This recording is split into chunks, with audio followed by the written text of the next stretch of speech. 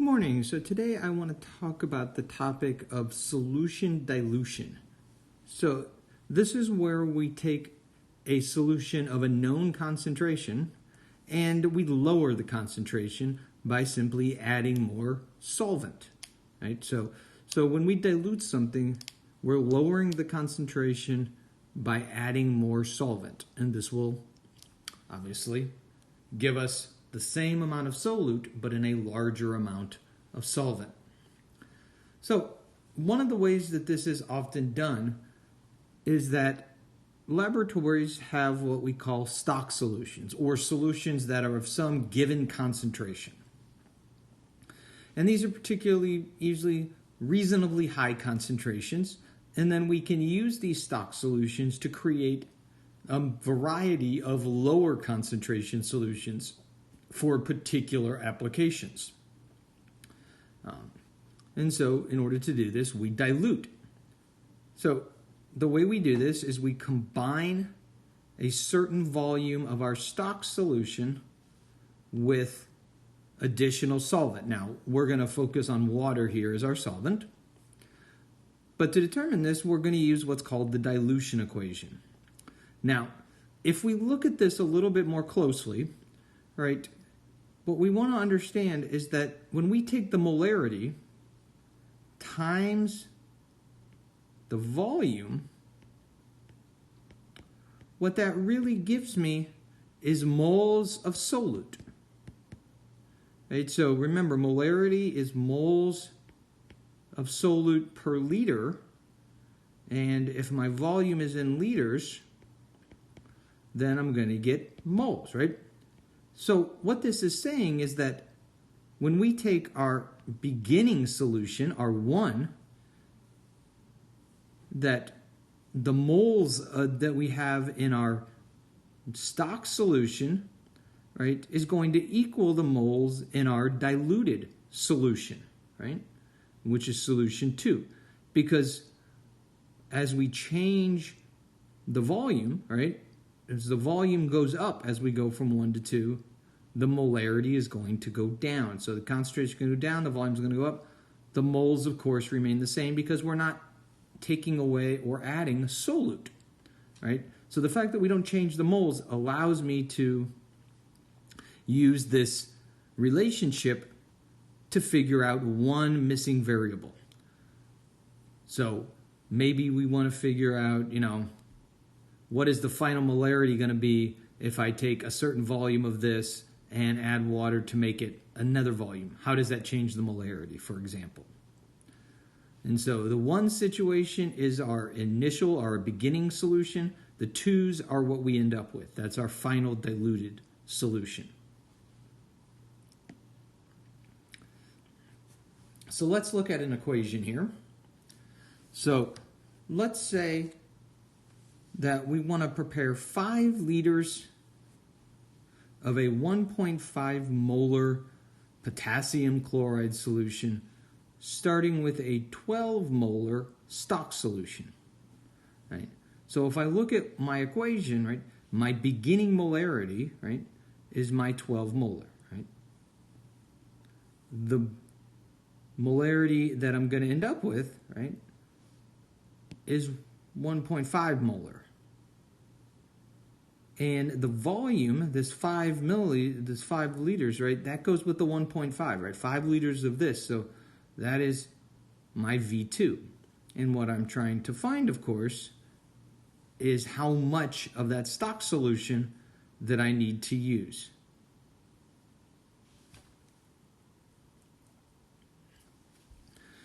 So if I write out my equation, I have M1 V1 equals M2 V2, and if I put in my what I know, so I know that I have 12.0 molar times V1 equals 1.5 molar times 5 liters. Now, if I want to find V1, it means V1 would equal 1.5 molar times 5 liters divided by 12 molar. So if I look at my units, my molarities will cancel, and I'll end up with an answer in liters. So if I do this, and I do 1.5 molar times 5 liters divided by 12, so I get 7.5 divided by 12, my V1 then equals 0.625 molar. Okay. So this is using the dilution equation to figure out something about either my initial solution that I'm using or the diluted solution that I'm going to have to figure out. So in these problems, you're going to know 3 of these and have to figure out one of the missing pieces here. Now, this is a little bit more visual, right? And again, this is so that we just kind of understand what's going on here, right? So the question is, how do I actually physically make this solution, right? Whoops. All right, I wrote the wrong units here. 0.625 liters. So what this is physically telling me, right, is that I'm going to use 0.625 liters of this stock solution, and I'm going to end up with 5 liters of my new solution. So what does that physically look like?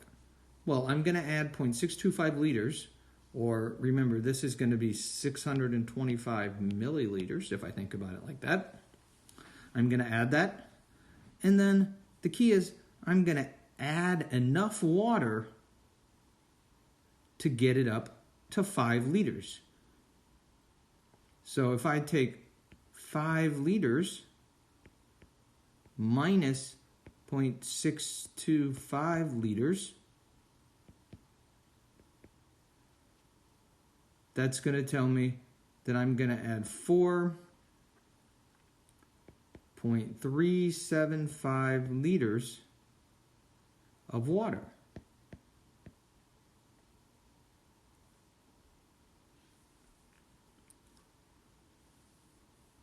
Right? To get me up to a total of 5 liters of water.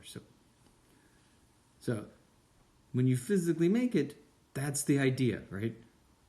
Is that I have to start with a certain volume of my stock, add enough water to get me to the necessary volume of my diluted solution.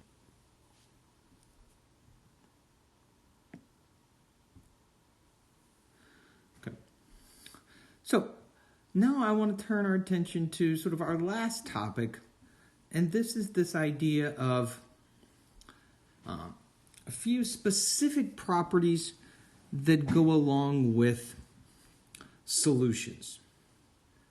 So there are a set of properties called colligative properties that are properties of solutions.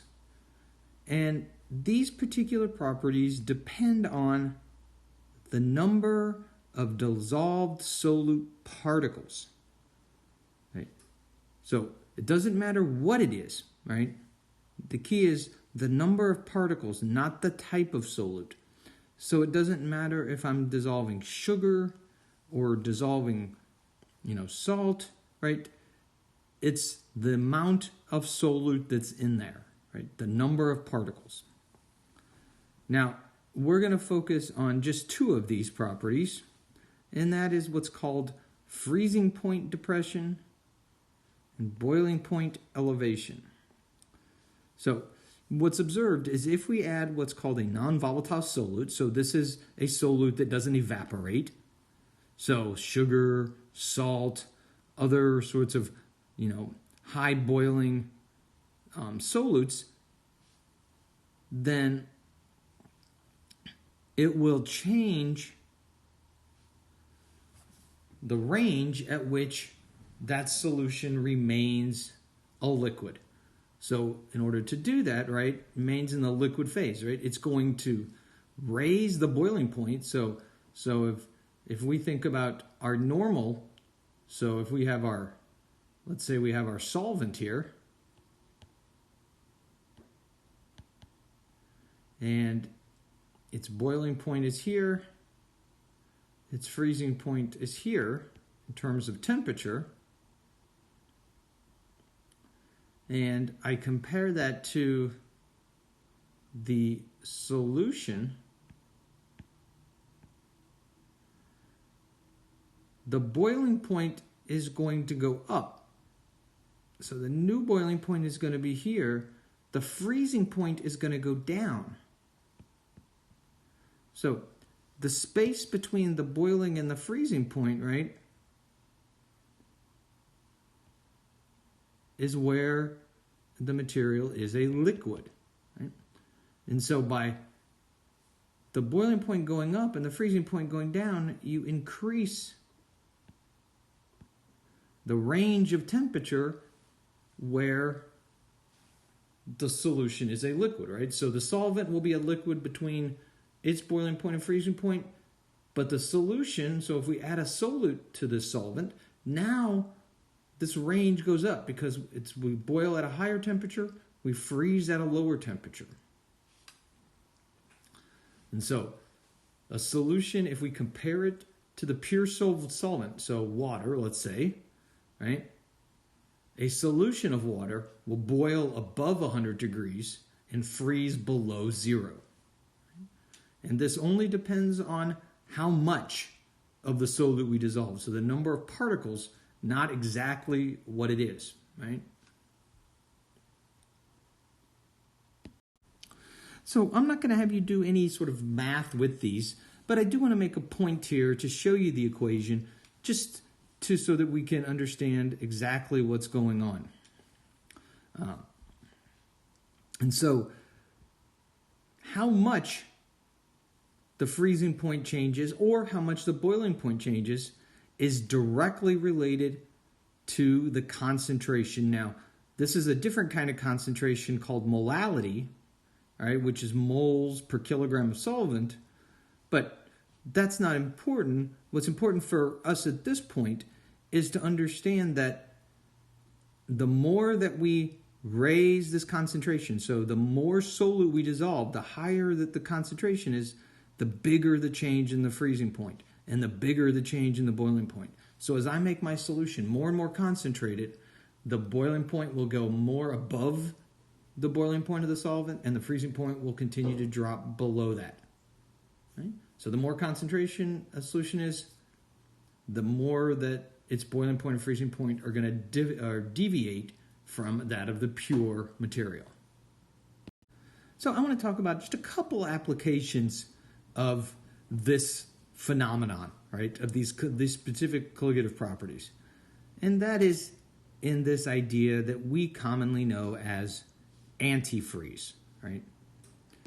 So we think of it putting in our cars, and we'll talk about that in a second. But antifreeze is not just something that can go into our cars, right? This phenomenon of increasing the concentration of something to change the freezing point is something that that we take advantage of in nature. So one particular example the book starts to come up with, right, are these wood frogs, right? So wood frogs sort of partially freeze, right, in the winter, right? In their frozen state, this frog will have no heartbeat, no blood circulation, no breathing. But when they thaw, these vital functions return. And how does this happen? Well, normally what we would think is that when a frog freezes, that its cellular tissues would freeze, right?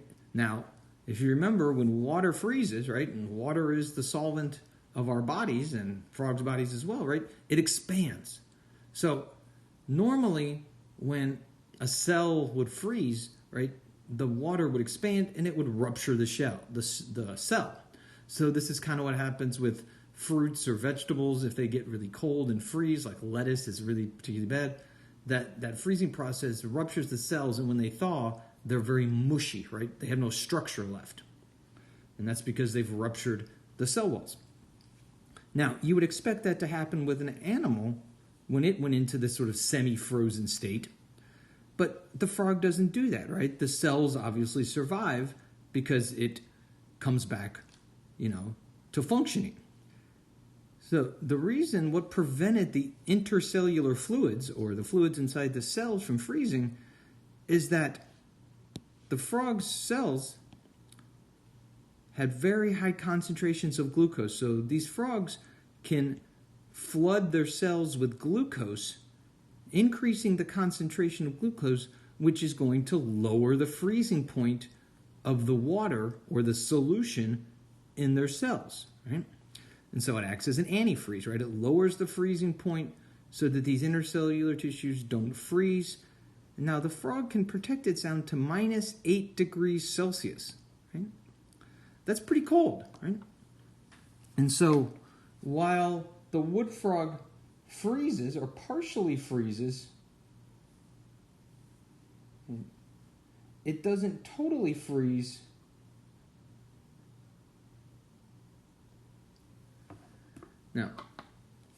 Now, just to give you an idea, right, just so, this is, roughly equivalent to about, 17 to 18 degrees Fahrenheit. So, not super, super cold, but if the frog can isolate itself and, stay, within this temperature range, right, it can survive, right, these cold winters. Now, this is not just something that we see in frogs, right? We can see it in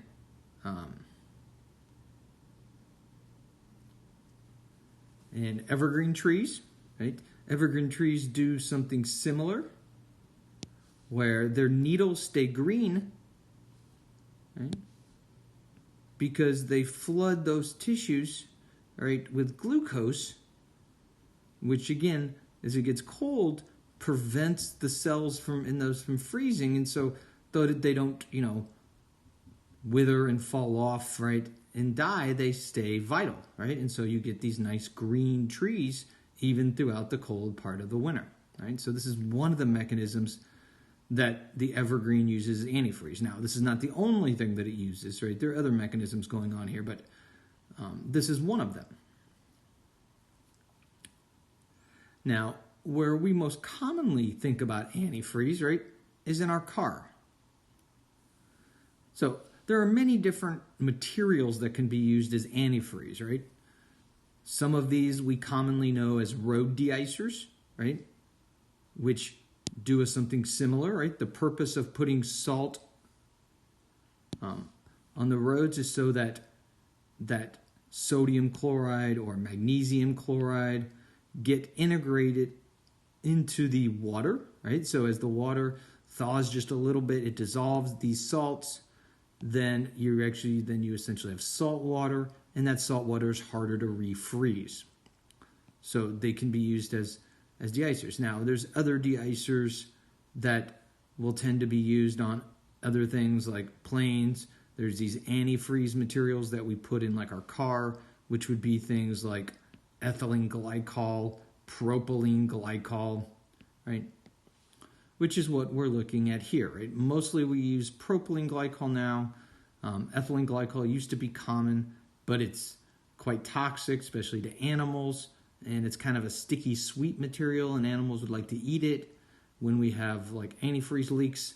And so manufacturers shifted away from ethylene glycol to protect, animals in that extent.